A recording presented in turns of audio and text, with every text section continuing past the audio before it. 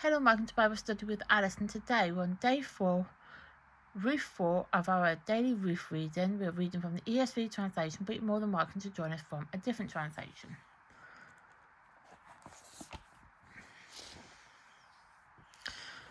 As you can see, we are on Ruth 4. These videos are filmed in real time. Today's date is the 5th of May 25, and it's a Monday. It's Bank Holiday Monday here in the UK. Hope you have a wonderful bank holiday. And you can find the previous 3 videos in the playlist below. There is a disclaimer as usual, and that is one, these videos are unedited and also probably some of my wording, which always seems to happen because it's just me. But let's get started. Boaz redeems Ruth. Now Boaz has gone up to the gate and sat down there, and behold, the Redeemer of whom Boaz had spoken came by. So Boaz said, "Turn aside, friend, sit down here." And he turned aside and sat down, and he took 10 men of the elders of the city and said, "Sit down there." So they sat down. Then he said to the Redeemer, "Naomi, who has come back from the country of Moab, is selling the parcel of land that belonged to our relative Elimelech. So I thought I would tell you of it and say, buy it in the presence of those sitting here and in the presence of the elders of my people. So if you will redeem it, redeem it. But if you will not tell me, that I may know, for there is no one besides you to redeem it, I come after you." And he said, "I will redeem it." Then Boaz said, "The day you buy the field from the hand of Naomi, you also acquire Ruth, the Moabite, the widow of the dead, in order to perpetuate the name of the dead in his inheritance." Then the Redeemer said, "I cannot redeem it for myself, lest I impart my own inheritance. Take the right of redemption yourself, for I cannot redeem it." Now this was custom for former times in Israel concerning redeeming and exchanging. To confirm a transaction, the one drew off his sandal and gave it to the other. This was a manner of attesting in Israel. So when the Redeemer said to Boaz, "Buy it for yourself," he drew off his sandal. Then Boaz said to the elders and all the people, "You are witness this day that I bought from the hand of Naomi all that belonged to Elimelech, and all that belonged to Shilon and Mahlon. Also Ruth the Moabite, the widow of Mahlon, I have brought to be my wife, to perpetuate the name of the dead in his inheritance, that the name of the dead may not be cut off from among his brothers and from the gate of the native place. You are witness this day." Then all the people who were at the gate of the elders said, "We are witness. May the Lord make the woman who is coming into your house like Rachel and Leah, who together built up the house of Israel. May you act worthily in Ephraim and be renowned in Bethlehem. And may your house be like the house of Perez, whom Tamar bore to Judah, because of the offspring that the Lord will give you by this young woman." So then, Ruth and Boaz marry. 13. So Boaz took Ruth, and she became his wife, and he went into her, and the Lord gave her conception, and she bore a son. Then the woman said to Naomi, "Blessed be the Lord, who has not left you this day without a redeemer, and may his name be renowned in Israel. He shall be to you a restorer of life, and nourisher of your old age, for your daughter-in-law, who loves you, who is more to you than 7 sons, has given birth to him." Then Naomi took the child and laid him on her lap, and became his nurse. And the women of the neighborhood gave him a name, saying, "A son has been born to Naomi." They named him Obed. He was the father of Jesse, the father of David. The genealogical of David. Now these are the generations of Perez. Perez fathered Hezron. Hezron fathered Ram, and gosh. I'm so funny, aren't I? 19. Hezron fathered Ram. Ram fathered Amminadab. Amminadab fathered Nahshon. Nahshon fathered Salmon. Salmon fathered Boaz. Boaz fathered Obed. Obed fathered Jesse. And Jesse fathered David. That's a lot of genealogical stuff. And I just make myself laugh at times when I say things wrong because I didn't see the comma. Gosh, I'm so funny at times. Anyway, so that is chapter 4 complete, and that is actually the book of Ruth complete. So, with this in particular, so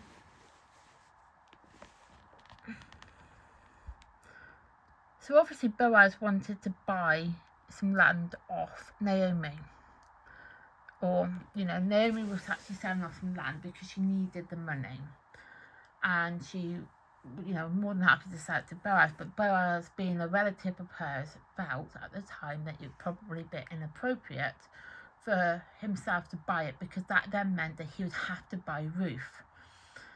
Because obviously that would be part of the deal that Naomi would have had to buy the land, is that you buy Naomi, that Naomi would have it in this deal, is that you buy my land, you buy Ruth, and you buy her to be your wife. Now, even though we'd obviously discussed a bit about that in 3, about their meeting at the threshing floor, obviously at this point Naomi knew who she wanted to marry, who she knew she wanted to have Ruth to be married to. She had in her mind that she wanted Boaz to be the one that marries Ruth. But obviously Boaz is like, well, I'm a relative of the husband of Ruth. I can't really go and marry Ruth. But the other men that he had a meeting with had all thought, well, actually it'd probably be better suited if you actually bought the land and agreed to that sale of the land, that Boaz would be the one to have it. And back in their traditions in Israel, when a sale has been complete, they take off one sandal and kind of give it to the other as a sale of a transaction, to ensure that the transaction has been complete. And that then meant at that point that he's now got this land of Naomi, and now he's got Naomi as his soon-to-be wife. So Boaz marries Ruth, and when obviously we're talking about times back when times were, because a lot of people still do this, I'm going to say now that there is a lot of people that do this still, but there are a lot of people that don't, and it's fine regardless of how you do it. But back in the time of Ruth and Boaz, a sexual relationship does not occur until marriage has occurred. So basically, as you know, no sex before marriage. I know obviously there are a lot of people that have children outside of marriages, and I don't think that to be a problem in all fairness. But obviously back then, when Ruth and Boaz got married, they got married and then they had children. But you might be thinking, but why did Ruth give Naomi her son? Well, she wanted to give Naomi like a second chance at having children, because it's not a case of Ruth didn't want that child, because Ruth did want that child, but she just wanted Naomi to be the one to take care of the child, because the thing is, Ruth could potentially have more children, at this point in time, she could have more children. So she's like, well, there's a chance I might have another child, who knows? The Lord has granted me my child, so I'll just let Naomi nurse that child and take care of that child for me, because why not? Give Naomi something to do, give Naomi that chance to have another child. Because of that, it was it was very much of a good thing for her to do. She felt that it was beneficial for her to do that, and giving Naomi another chance to have a child, because she had none. She was an older woman who's probably gone past childbearing days, and I'm aware that there are women in the Bible that are much older than what Naomi would have been, who did have children, but they also had a husband. And obviously Naomi didn't want a husband. She was faithful to her husband and everything, and she just remained faithful to her husband. She's faithful to her children as well. She's as I said, in the first chapter she became a widow and she lost her children. So she was kind of I don't really want anybody else, because I had the person I wanted, had my children. I don't want any more. I'm not going to go and find a new husband. I'm too old to find a new husband. So she was just quite content just being single, being a bit of a single Pringle basically. And she was quite content by that. And because she was content with that, Ruth saw that and thought, that's actually a good way to be. You are so loyal to the Lord. Lord, the God, whatever way you want to describe it, had a plan for Naomi, and allowing her to have another child, even if it was conceived and born and everything via another woman, she was still able to be a protector to that child. Even though biologically Naomi wasn't a grandmother to that child, Naomi basically played a grandmother responsibility to that child. That's basically how that came about. She was just a step grandmother, basically, without having the step part as a title. She just wanted to take care of another child because, she was allowed to. And then obviously it was talking about at the end how, about the genealogical of David, how, Perez fathered Hezron fathered Ram fathered Amabad fathered Nahshon fathered Salmon fathered Boaz fathered Obed, which is obviously the child that we're talking about. Obed fathered Jesse, and then Jesse fathered David. So when we was at the start, we were talking about when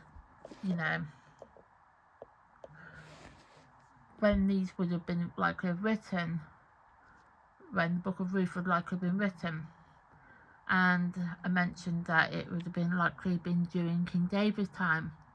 I do believe it would have been likely during King David's time, because how would anybody have known, how would Perez know that that him fathering Hezron would have fathered Ram, would have fathered Amabad fathering Nahshon fathering Salmon fathering Boaz, and Boaz fathering Obed, and Obed fathering Jesse, and Jesse fathered David. How would anybody have known that?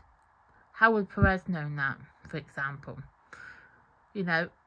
Boaz would have known about his father being Salmon, and Salmon's father being Nahshon, and Nahshon's father being Amabad's father being Ram, and Ram's father being Perez. Now, being Hezron, and Hezron's father being Perez. They would have known that from Boaz, but you wouldn't have known it from David. Perez wouldn't have known that he would have had, that King David would have been a great. So let's figure it out. So Perez, son, grandson, great grandson.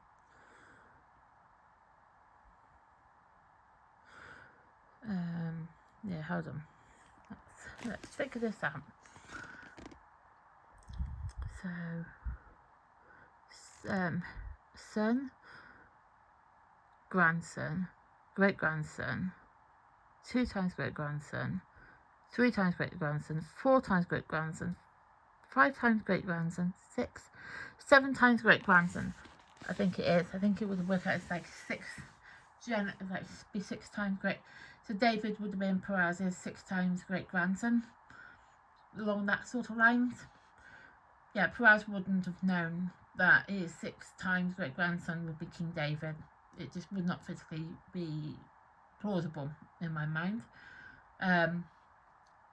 David would have known, more than likely have known, that his 6 times great-grandfather would have been Perez. That would have more than likely happened. I mean, you know, unless you are doing your family history, you would then know that who that sort of ancestors would have been. You wouldn't have known it the other way around. So yeah, I do think that the Book of Ruth would have been likely written during King David's reign. Like King David would have probably wrote it. That's just a hunch. I can't obviously be 100% sure because obviously the author of Book of Ruth is unknown, but it's a hunch. It's a very big hunch on that one. But yeah, so we needed to learn about Ruth to be able to find out how King David came about, and then so how King David came about, and then obviously then down on the line of Jesus, how we got to Jesus from Ruth. So that's the reason why we had to include her into this story. Because obviously in chapter 1 we talked about the fact that Naomi was a widow, Naomi being Ruth's mother-in-law. She became a widow, her husband died, her children died, Ruth's husband died. Then she goes, but obviously back to, goes back with Ruth. So they return to, went back to Bethlehem and all that. Went all the way back home, sort of thing. So, yeah, so, it talked about, obviously, the fact that they were widows and Ruth's loyalty to Naomi. Then goes into, obviously about the fact that they had to return because they didn't have anything else. So they went back to Bethlehem. Then it talks about in chapter 2 how Ruth meets Boaz and how Boaz is actually a relative of her husband. And then we go over into 3 where we talk about obviously how Ruth and Boaz meets at the threshing floor, which is basically a barley field.